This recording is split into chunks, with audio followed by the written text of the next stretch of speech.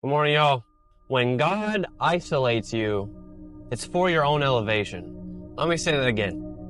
When God isolates you, it's for your elevation. Sometimes you end up feeling alone. You end up being lonely. You end up losing your friends. You end up losing that girl. You end up losing your family or people you thought were family. It's because you're being isolated. It's because you're chosen. Because you got picked. What Satan means to harm you, God means for good. And I just want you to know that nothing in your life happens without God's involvement, if that makes sense. For example, when Job was having a lot of success in the Bible, and Satan saw that, he had to go up to heaven to get approval from God to test Job. And during that time, God told him, or Satan went up and asked, hey, surely this dude's gonna leave you. He only likes you, God, because you gave him all success. And God basically said, I bet. And he said, go ahead, test him. But that does not mean that God did the testing. God allowed the isolation to happen for Job's elevation. Because by the end of the story, after all the pain, you guys should go read it. I'm not going to spoil the story for you guys. Job came out with a whole lot more stuff. Better wife, family, all that. But he had to go through the trial. When God isolates you, it is for your elevation. Another example I have is a sword and a blacksmith. In order for a piece of iron or steel, I'm not a blacksmith, so I don't know the difference on how this comes into play. But a piece of metal, in order for it to become a sharp, beautiful katana or sword, whatever your imagination brings to your brain, that sword has to be put through the fire. First of all, that piece of metal has to be put through the fire. It has to go through burning hot fire and coals. And then it has to get hit over and over and over with a hammer. And then it has to go back through the fire, be shaped more. And then it has to be put to the grindstone to get sharp. And then it has to get polished. And then it has to get cleaned. And then it's a beautiful sword. Now what if during that time that sword gained consciousness, looks at the blacksmith and goes, oh my gosh, why are you doing this to me? You horrible, horrible creator of the sword. That makes zero sense to me. Why would you do this to me? It's because through pain and suffering and trials and testing, your metal is tested before you can become a work of art. While you're going through this lonely season, brother or sister, whoever you are, just know that you're being strengthened. Pain and suffering brings you closer to God if you allow it. Or you could be like some people where pain and suffering takes you from God. Because I know some people like that. I'll give you guys an example from my life. My best friend died about 4 years ago, 3 to 4 years ago. And during that time, I didn't understand why. And I still don't know why.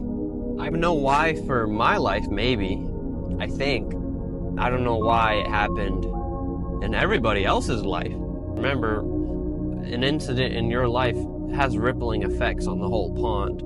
But when he died, and when he died, my grandpa died a few days later. And then my girlfriend at that time broke up with me for about 2 weeks after all this, too. And I was isolated. And during all that, I had so much pain. I had a lot of conflict with my father and my mom to a degree. And it's because of my pain and anger. But I took it upon myself to become a hoe because that was the only thing I had access to distract me from the pain, from sitting in the pain and feeling the feelings and going through the tears. And I say all this to say is I know what it's like to be isolated. I'm isolated right now. A lot of my high school friends I'm not really seeing, or they're going down paths that don't align with mine. And it's not that they're wrong and I'm right, or that they're right and I'm wrong. It's different. Our lives are different. And all of this is bringing me closer to God now. But back then, when my friend died, I picked a bunch of girls to distract me from dealing with the pain and processing my emotions and moving on.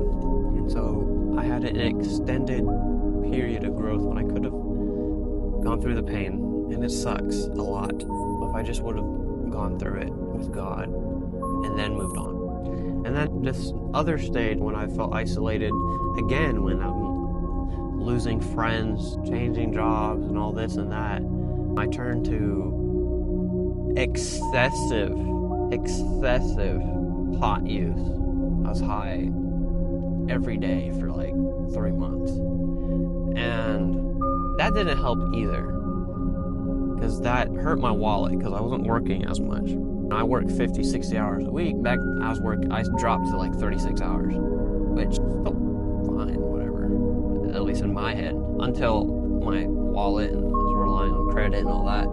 Everything was screaming at me that my account was negative. And I should have just went through the pain. I should have taken advantage of that isolation to become elevated. But I distracted myself because it hurts. And I distracted myself because I'm a little lazy. Now, before you get too high-strung on sticking to habits 100% and not messing up ever, you're never going to do that. You're human. Give yourself a lot of grace and forgiveness and space. No one's perfect. Just keep on trying, bro. Like, you're gonna make it. Have faith. Trust the process. Go through the fire. You gotta get hit a whole bunch of times to become a sharp sword. Let God use the moment, use the opportunity of isolation to elevate you.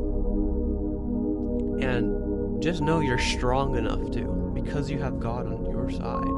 Just know you're capable enough.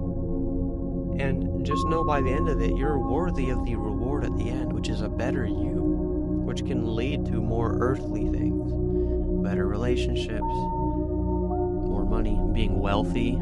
And I don't mean pocket, I mean wealthy in spirit, wealthy in money, relationships, status. Be humble enough to realize that what's happening to you has happened to a lot of people over a lot of time. And open up to more people. Turn this isolation into elevation, but also turn this isolation into purpose.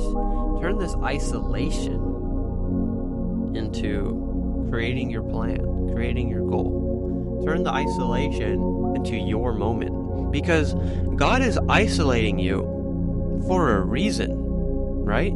Yes, the devil might be behind it with all the pain, but God has a plan for it. God's using it to shape you. Use it to become the person you're supposed to be. And isolation sometimes happens because you've been distracted. Because maybe you aren't doing your purpose. Maybe you do know what your purpose is, but you're not doing it because you're isolated, because you're distracted. And you need to be isolated to achieve it. Anyway, I feel like I'll keep repeating myself if I keep talking. I love you guys a lot. I'm praying for you all. Just know you are worthy, you are loved, and God loves you. He'll take care of you. And make sure to fear no human.